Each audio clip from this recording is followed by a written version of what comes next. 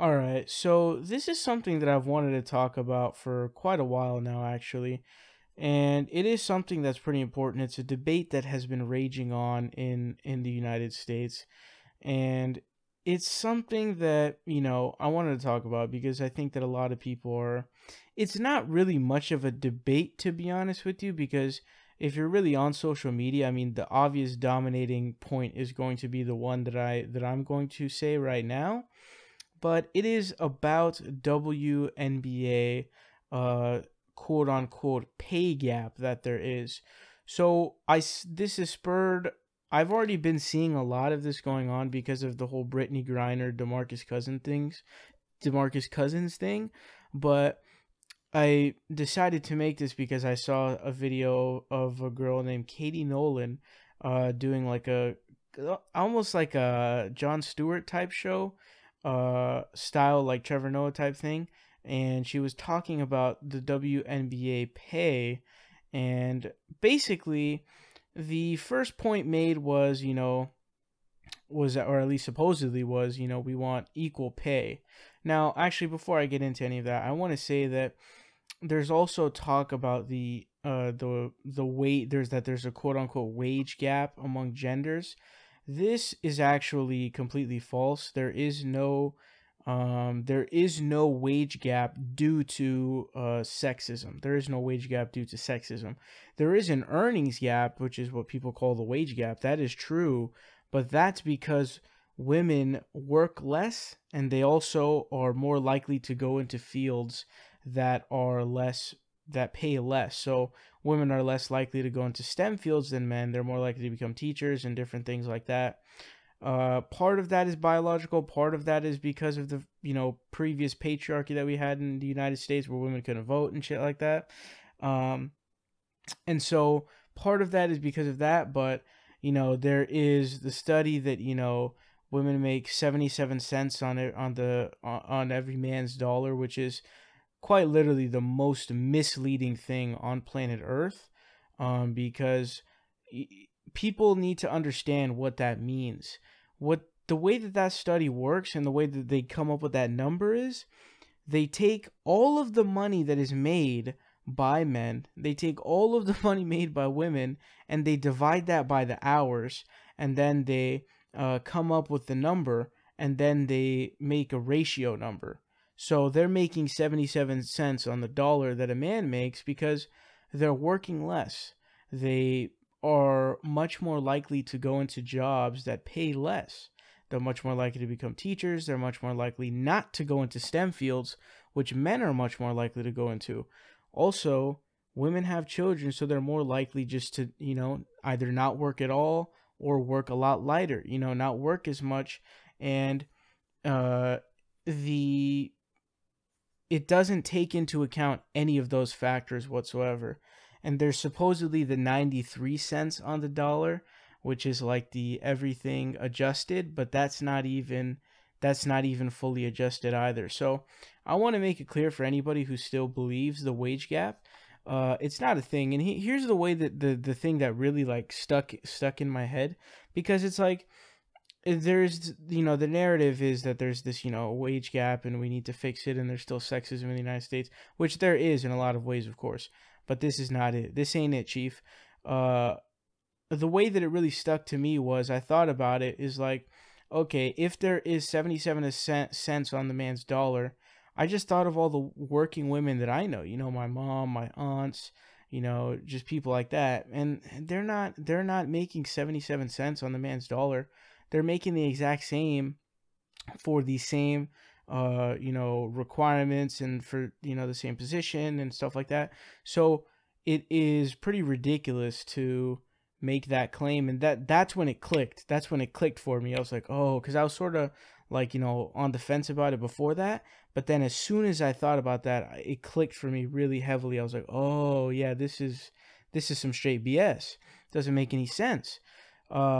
But anyways, so going from that is really where this debate stems from in the first place. Is when you're having the wage gap debate, women will often be like, oh, look at all the discrepancies in sports, which is ridiculous, because the way that the sports are structured is the players play, and their pay is based on the revenue of the league that they're a part of. So first, the argument was WNBA players wanted equal pay, which I don't really know if that's really true, to be honest with you, but they definitely wanted something that's closer, because it's pretty crazy. This says the average salary for the 137 players in the High Post Hoops WNBA salary database was $77,878, which is unbelievably low.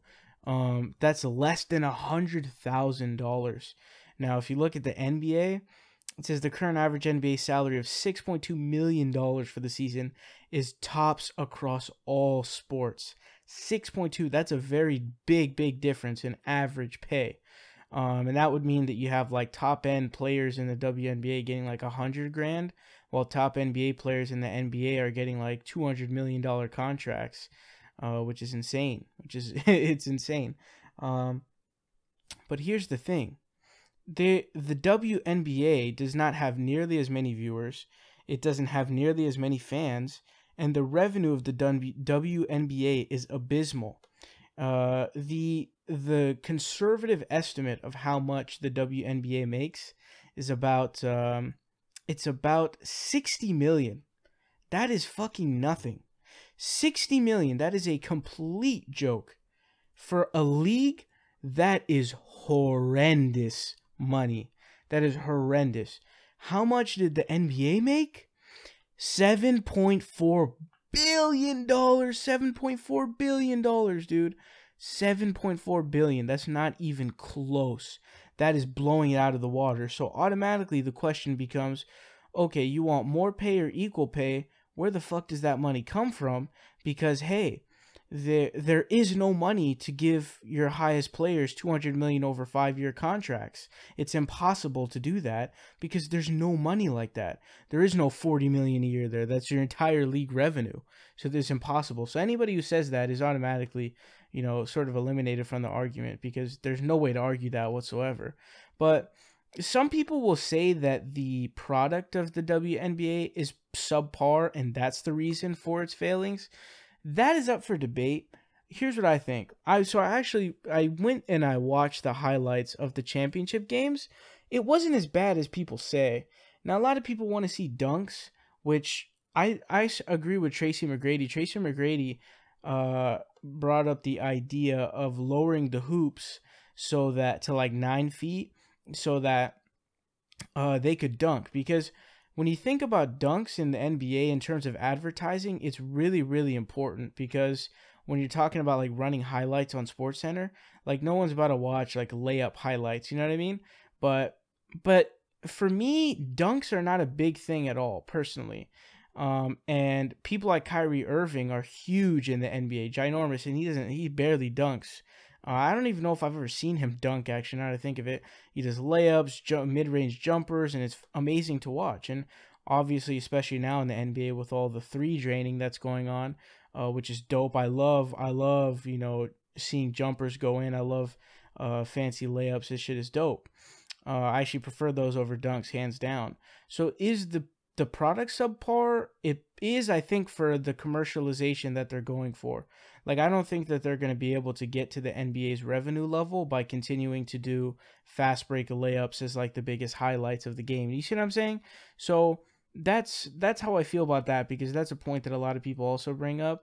But here's the thing. So the argument that Katie Nolan was making, and I think this is the point that a lot of people are now pivoting to because it's easier to argue and it's more realistic, is, we just want the same percentage as NBA players. So I'm looking at this article.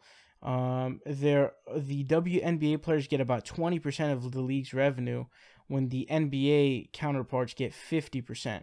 Now, here's the thing. Here's where that's misleading. It's impossible to get the same percentage, because most of these teams don't even make a profit. Like, half of them were struggling to make a profit.